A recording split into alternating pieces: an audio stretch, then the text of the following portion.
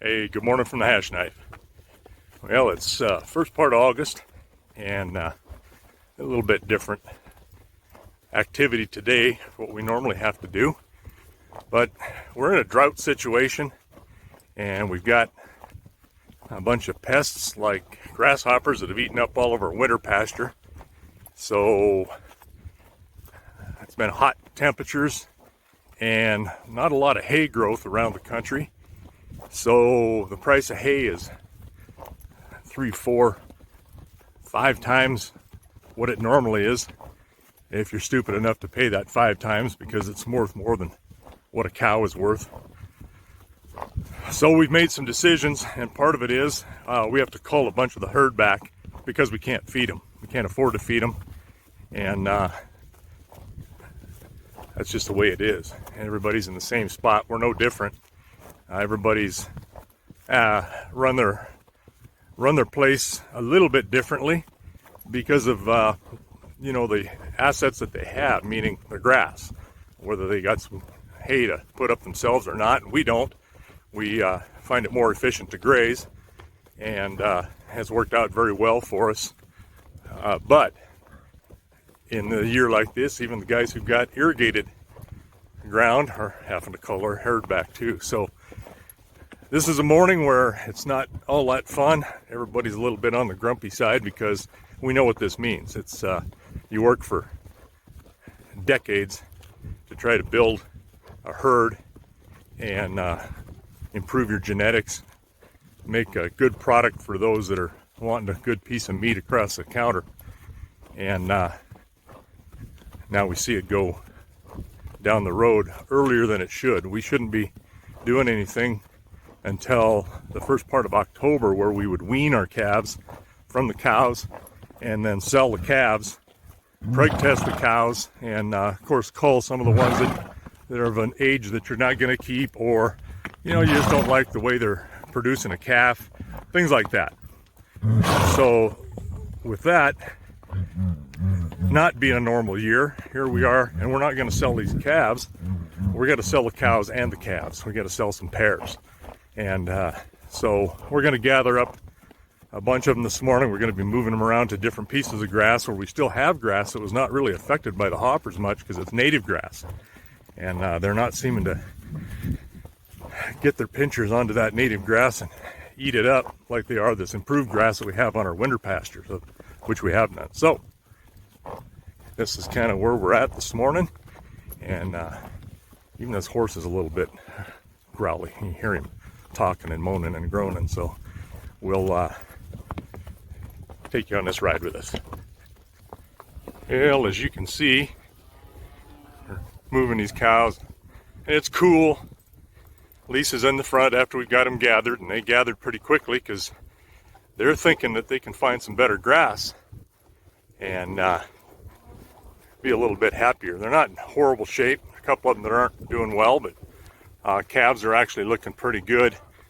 But the value is going to drop quickly because everybody's going to market because they got no grass like we do. So we're going to try to stay ahead of our losses. It's about, we know we're going to lose again this year, but we're going to try to minimize that loss as much as possible. So here we head to the corral. And we're at another pasture here, gathering up some more cows. Got that first bunch sent to the corral and did some sorting in our good corrals.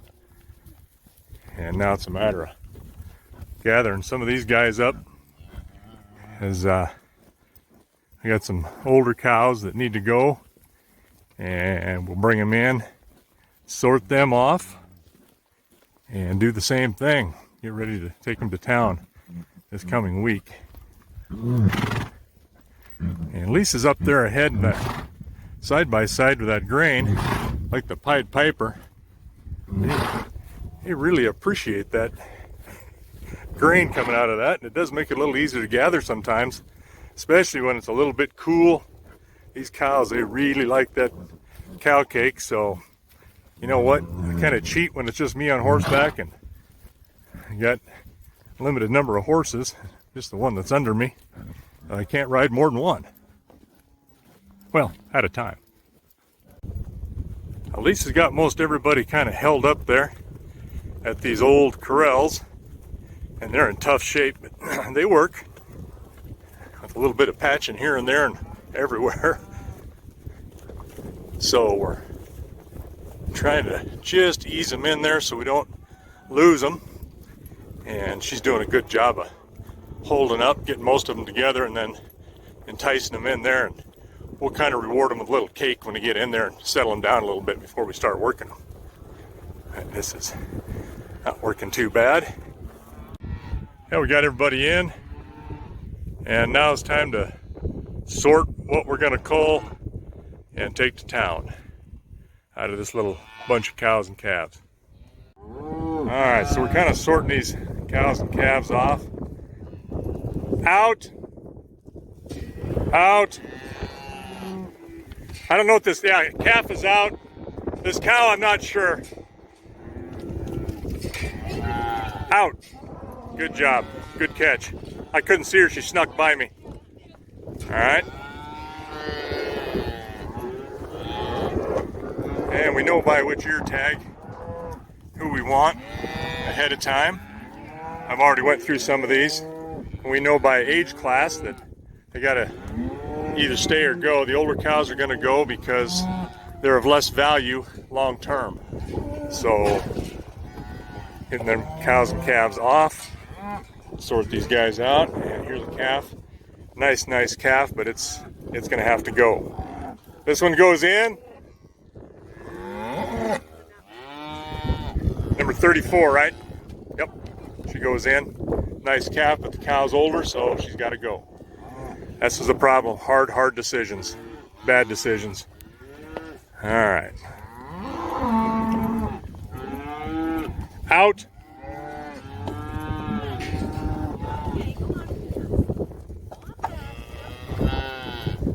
It's like this cow number. All right.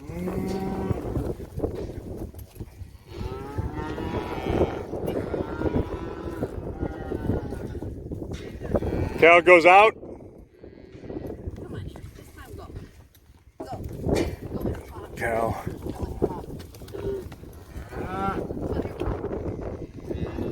And old cow, but look at the size of this calf. It's one of her old favorites. Out.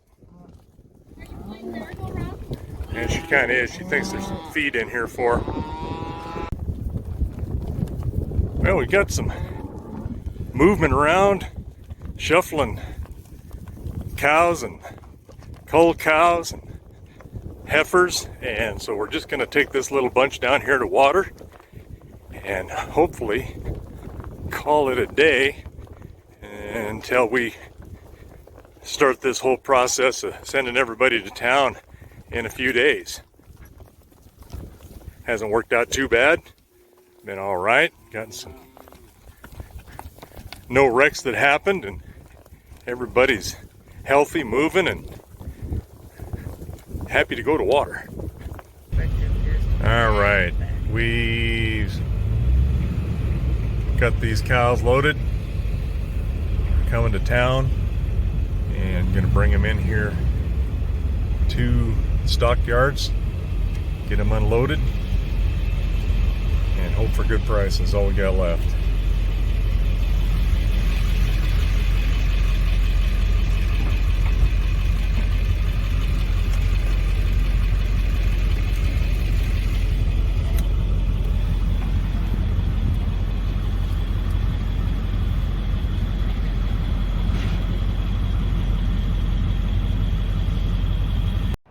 All right, come on, kids. Come on out. Come on out. There we go. Come on, cow. Come on, girls. Come on, ladies. Come on, ladies. Let's go. Let's go.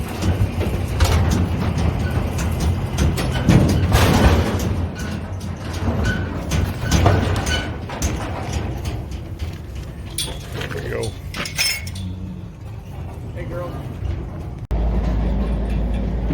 Last load. Hi, girls. Hi, kids. Hi, kids.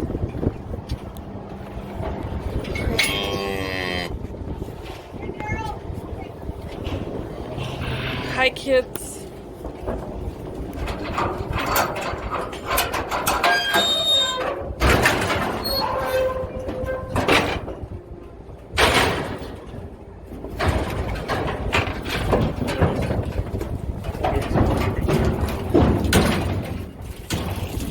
Come on, babies.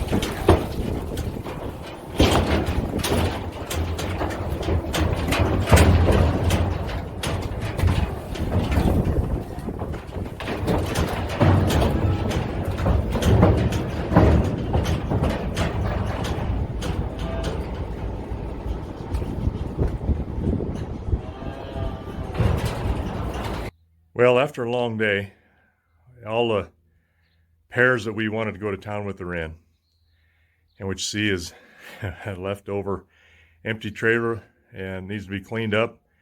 You know, things continue. You got to look at this whole not having grass, not having hay, and having to pare back in a time where the markets are low, overhead's high. You know, we're paying 3, 4, and in some cases for some people 5 times more for our hay this year than what's normal because of the supply and demand of it. And there's some gouging going on. There's no denying that. But I have to look at this as an opportunity as well. It's not all doom and gloom. It's painful, it hurts, but this may be the premature strategy enactment that I've got. I was going to wait until next year to cull some of these older cows back. Well, I'm forced to this year. And not just the older cows, but you got to dig deep and do some of those that aren't quite perfect. The ones that aren't, the feet aren't quite what you want. Might have some white on the bag. The bag isn't quite even. Some things like that. Disposition isn't quite where you want it. They're a little bit inefficient in their eating and caring for themselves. All of those small things like that, which aren't small, but together with an entire herd, if you pick on one of those things to make a decision to cull your herd out, that's a big deal. So I'm looking at how we can improve this, how we can take advantage of this poor circumstance and make the best of it. And like I said, an opportunity. So we'll improve the overall health of our herd. And by that, I mean, we're going to have just the select best cows left over. And then if we can hang on to them, we're spending some money on them. We're spending way more money than I'd want to normally. But if we can do that, hang on to as many as we can and weather this storm this year. And hopefully, like we say every year, hopefully the weather's better next year. We've got some grass and the price of hay is a little bit lower. Then we can continue on and we'll have as many animals producing calves as we can in a stronger market. And that market might get stronger because a lot of people are selling their calves this year and their cows, pairs just like us. And so if we can hang on to those, then we'll be in a better position for this year or this coming year and next year. When we delivered that first load of calves and cows yesterday, those pairs, the brand inspector asked how I was doing. I said, well, not very good. And he goes, I get it. I understand. I say, yeah, we're not alone. He goes, no. There's a lot of guys doing the same thing. He says, and I feel for you. And people do. They genuinely, those that know, really do feel for us, have an understanding of what we're going through and what it's going to take to stay in business. These are things that can put people out of business. We're lucky that we don't owe money to a bank where you got a banker breathing down your neck wanting their money because banks don't care. It's all about opportunity for them, and it's opportunity every year and every client. So we borrow from ourselves and borrow from our personal savings in order to make this happen and keep going in hopes that we'll be able to pay ourselves back with some opportunity and the way things are just lined up to be next year. With that, there's a bittersweetness to this. There's not much sweet to it, but the bitter part is some of those cows you saw getting unloaded earlier were Some of them, the last ones my dad had, him and my mother worked for. And so that transition from their generation to my generation, that's the last of it. That's it. We've still got some progeny from some of those cows that we kept as good heifers and that are producing cows today. And I would not have sold all of those. But again, the age they are makes them less valuable, and it's the best we can do. So part of my heart hurts for that, but it is what it is. And we just keep going because those cows aren't going to last forever.